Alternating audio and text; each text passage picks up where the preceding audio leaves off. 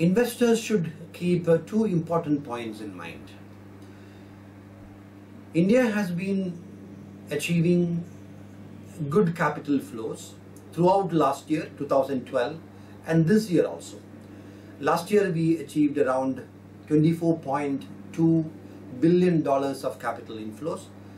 This year so far, India has received around 13.5 billion capital inflows, with $4.5 billion in May alone.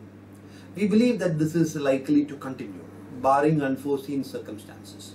So this will keep the economy, keep the stock markets buoyant. The major challenge for the Indian policy makers is to set the policy in such a way that the economy comes back to good growth, the reasonable growth of more than 6% by the time this unwinding of quantitative easing begins.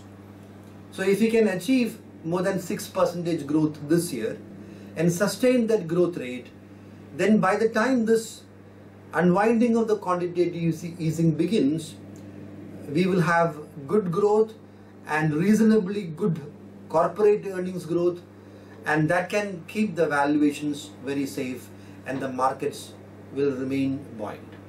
Therefore, it makes sense for investors to remain invested in quality stocks.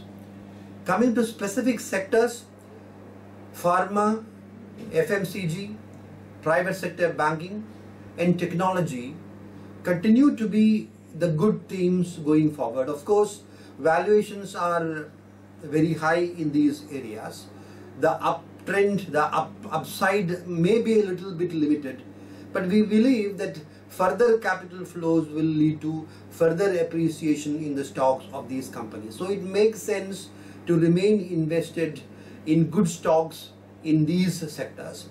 Capital goods are not doing well now, but that would be a good theme to invest for investors with a 2 to 3 year time horizon.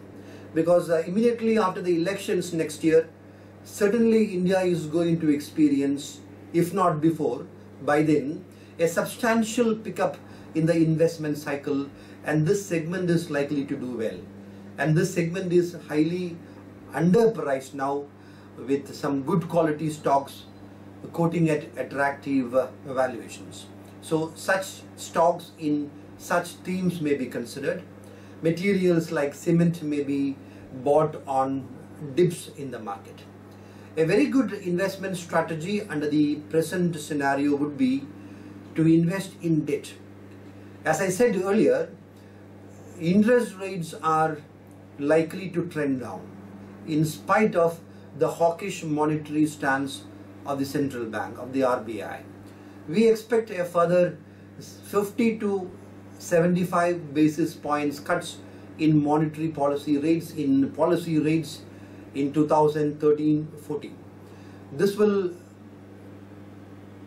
increase the bond yields, this will increase the bond prices, reduce the bond yields, and this will help investors achieve very good returns for investment in equities, in monthly in bonds, in monthly income plans and debt in general. On 13th of May, the NSE opened its dedicated debt market.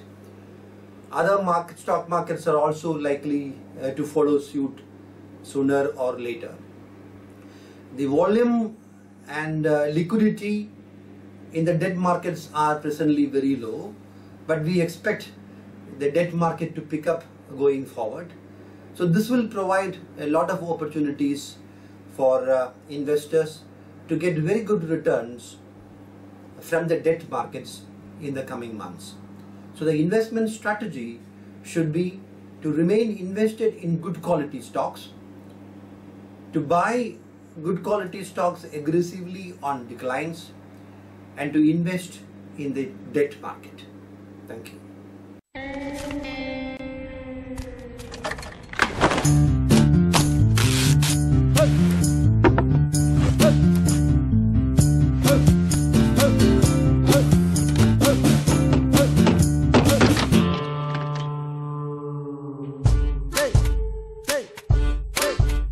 Now you can play your music as loud as you want. There's always a simpler way to do things. Trade online at Geojit BNP Paribas. It's fast, easy and secure.